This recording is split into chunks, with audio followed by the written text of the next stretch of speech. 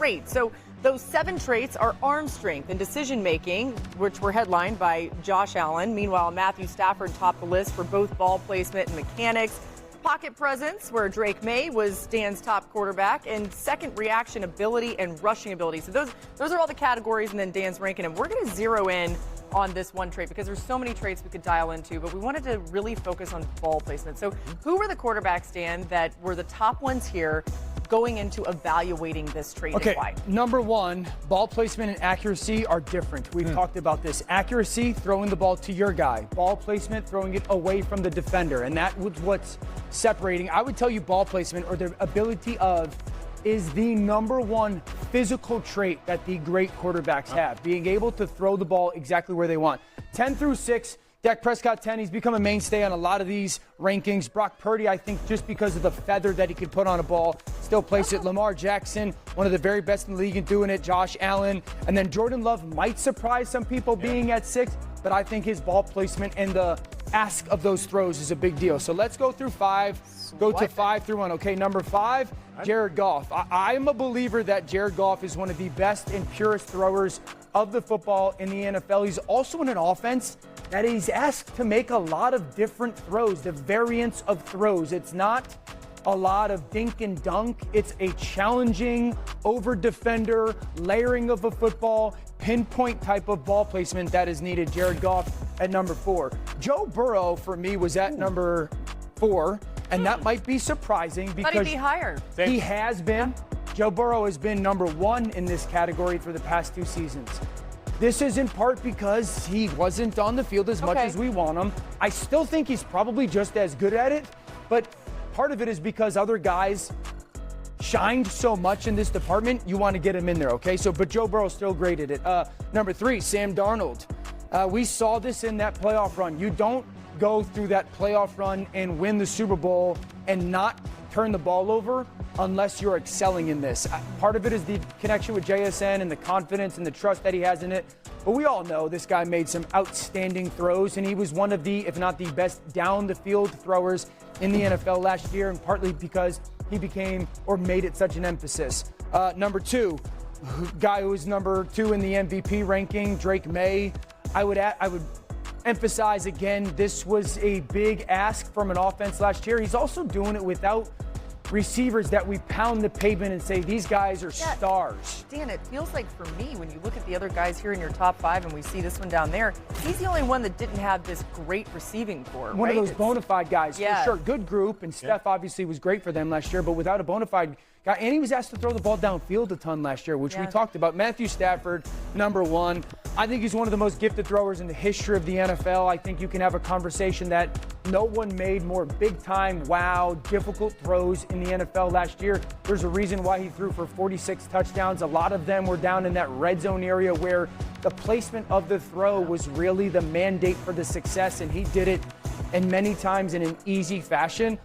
Those are the top 10, but those are the guys that last year, but also the expectation of the ones that would thrive this year. Remember last year when Devontae Adams led the NFL in receiving touchdowns, and I believe his average length of receiving touchdown was like 2.5 yards? Yeah. The reason why is because most teams would say, a 1-yard slant or fade is a low percentage play relative to a run because the quarterback's got to put the ball in the perfect spot.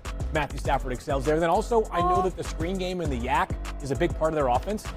That is also predicated upon the quarterback putting the ball exactly where it needs to be for usually the receiver to get yards after the catch. I remember Kurt Warner used to be it was kind of one of the hallmark traits that took him from grocery store employee to a Hall of Famer. And I always think about him when you're describing not throwing the football to where your guy is, but away from the defender's bar. Yeah. Stafford was number 1 in this ball placement category and mechanics. Yes. Right? Yeah. He's a beast. And I would tell you, I think that's the reason why he still is playing at such a high level. I was with Matthew when he was younger, when he was that gunslinger, sidearm guy all the time.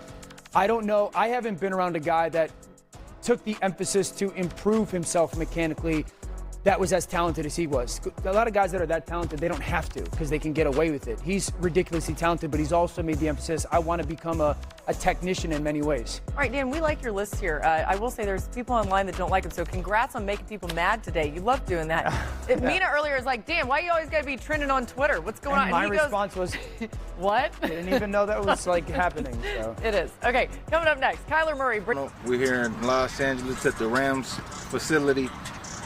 Here today with AD99 Foundation, working with these young kids. I'm supporting to be here because, obviously me, being who I was as a football player, to be able to give these kids some knowledge that I got, that I learned, and pour this into the kids, to the next generation, to the youth. I think that's everything, right? Because kids just see the end goal. They don't see what goes in behind closed door, the body of work you put in, the sacrifices you make. So instilling that to these kids early, letting them know about that, I think that's important. As an ambassador for ESPN's Take Back Sports initiative, Aaron Donald and Andrew Whitworth hosted a free O-line and D-line camp for kids in Los Angeles. So cool to see. Aaron Donald committed to empowering youth, fostering growth, opportunity, and success. He believes in teaching them skills through athletics that kids can use throughout their lives. This makes a huge, awesome difference. I love to see it. All right, how about this? We got real football tonight. It's preseason, but it's real. Packers at Steelers. Matt LaFleur arriving just moments ago. Dan, why are you giving me that face? Whatever. He's arriving. He's ready to coach a preseason game. And there's Aaron Rodgers arriving. We aren't sure if we're going to see him suit up tonight. Here's what he had to say about playing. See the smile there? Looks like he might be ready for something. Here's what he said. Oh, it's preseason. It's not real football. So if I do, great. If not, great. I think those are a waste of a day, and I think preseason football is good to see guys with the pads on, under the lights, how they react to the nerves, but it's not real regular season football. So there's no advantage for you? I don't think so. Oh, wait, That's I stand corrected because I obviously do not know as much as Aaron Rodgers knows. So if he says it's not real football, it must not be real football. We're now joined by Steelers reporter Brooke Pryor. The timing on that was impeccable. Brooke, fill us in on everything we need to know tonight. Thanks, Laura. If we see Aaron Rodgers tonight, and that is a big if, it would only be for 1 to 2 series. Coach Mike McCarthy said that he plans to play his quarterbacks in 3 groups. The starter going 1 to 2 series. The next group will finish out the first half, and the last group will play the entire second half. McCarthy, though, said that Aaron Rodgers really wants to play in the preseason. But when we talked to Aaron Rodgers later that day, he said that he doesn't really see the benefit to playing in the preseason, and that if he plays, great. If he doesn't, great. So a little bit of a mystery still in Pittsburgh about whether or not Rodgers will be on the field. One interesting thing to note, though, when Rodgers last played with Mike McCarthy in the preseason, he was in Green Bay, and they played the Pittsburgh Steelers. Rodgers played 1 series and threw a touchdown pass in that one. Now, what is not a mystery is that Jordan Love will start on the other side. At least that's what Matt LaFleur said earlier this week, that barring him changing his mind, Love will play. And that's especially notable because even though Love has started the preseason opener in each of the 3 seasons that he's been the starter, a year ago is when he tore the ligament in his non-throwing thumb, caused him to have surgery and miss a little bit of time. But he is planning to play tonight. Won't look like he does in the regular season, but he will be out on the field. Thanks to Brooke. Jordan Love's going to be out there leading the offense, as you just heard Brooke saying, but Micah Parsons won't be out there to anchor the defense. How will the Packers navigate starting the season without him, you think? Yeah, I think the story of the first month and change of the Packers season is, can this defense survive? And, some of that will be young players like a Baron Sora. What does he do in the preseason? Can he step up? But for me, I really think it comes down to Jonathan Gannon. This is the greatest test of his career.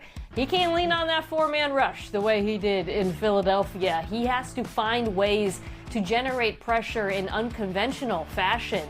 Whether that's Edgerrin Cooper, who's a fantastic blitzer as a linebacker, or bringing the nickel, Javon Bullard. He is going to have to really go deep into his bag of tricks while Parsons is gone, because without Micah, this is not a very strong pass rush in Green Bay. Yeah, the Packers allowed 3 times as many pass touchdowns per interception when Parsons was off the field last year. His impact, no doubt, is significant. We got even more football